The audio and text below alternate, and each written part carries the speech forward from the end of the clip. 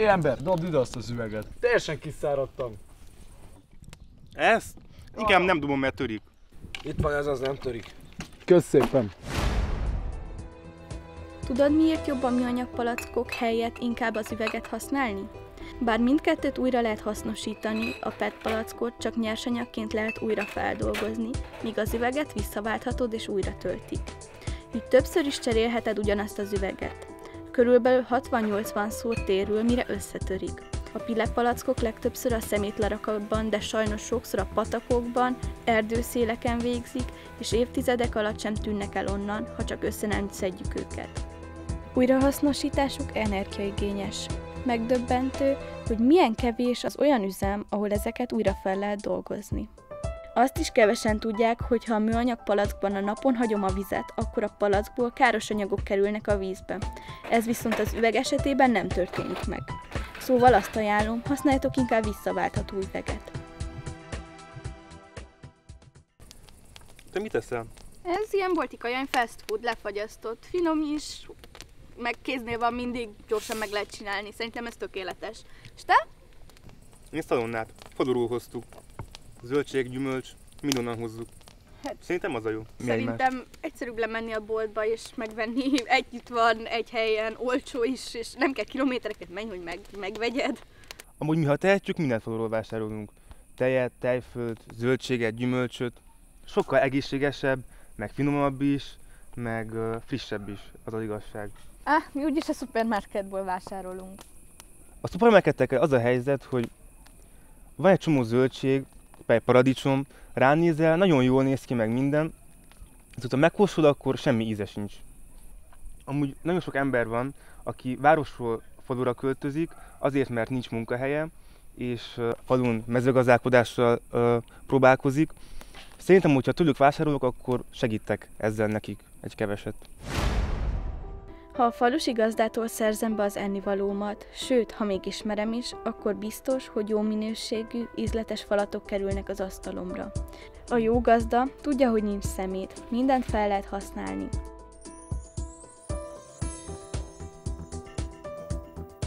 A tehén nem csak tejet ad, amiből sajt és vaj lesz, hanem a trágyát is kiviszik a földekre, amely más élőlények tápláléka.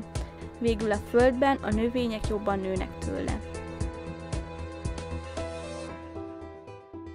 Így még a vegyi kombinát műtrágyájára sincs szükség, melynek nem csak előállításakor keletkeznek káros anyagok, amelyek a levegőt szennyezik, de a növényeket is egyoldalúan táplálják. A fölösleges mennyiség kimosódik, és a talajvizet, valamint a felszíni vizeket nitráttal szennyezi, és közvetve betegségeket okoz.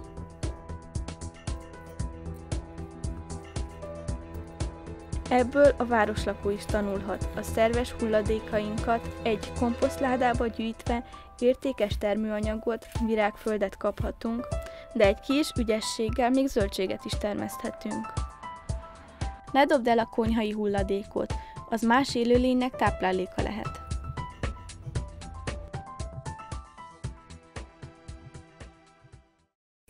Léci, dobja egy almát. Tessék? Raksz ki lefet tűzre? Ugye ez is almafából van.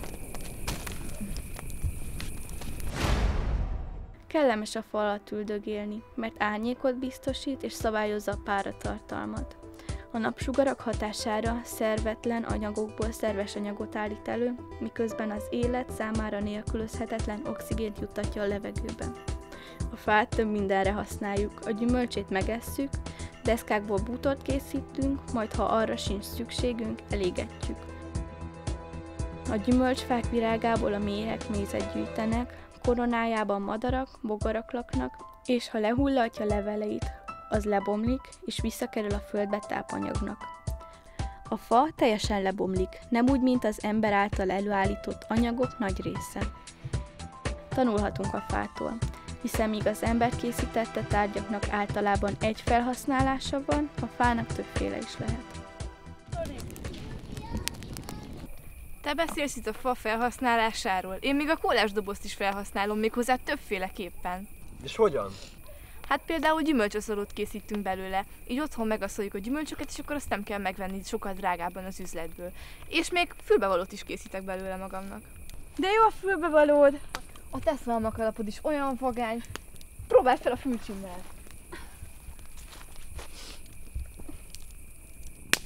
Na, ugye? Jaj, nagyon jó, szuperül, nagyon jól megy a szalmakalaphoz is. Képzeld el, hogy jobbágyfalvi táborba tanultam a készítését, én csináltam.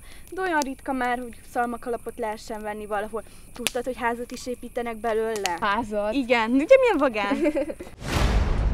Régebben a természetben könnyen fellelhető anyagokat használtak az emberek.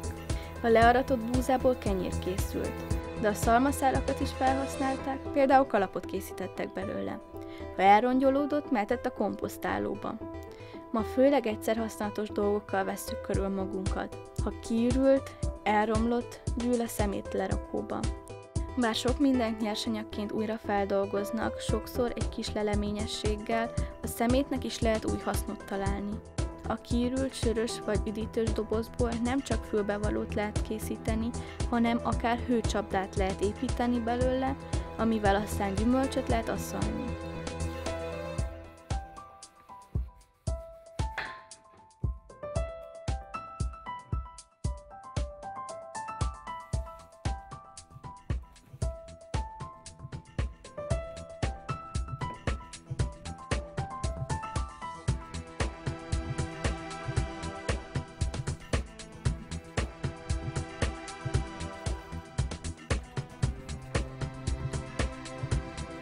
Próbálj, amit lehet megjavítani. Ha nem, akkor keres más rendeltetést neki.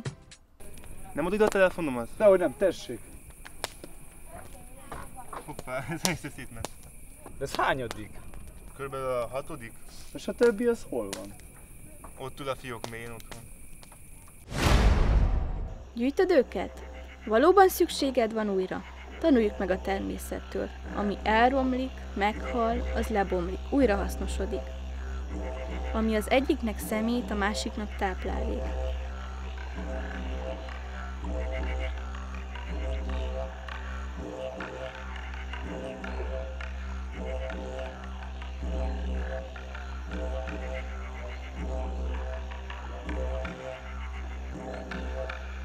Ezt a szemléletet kéne a társadalomba is bevezetni.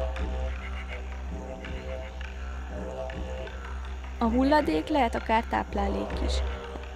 A dolgoknak többféle hasznuk is lehet.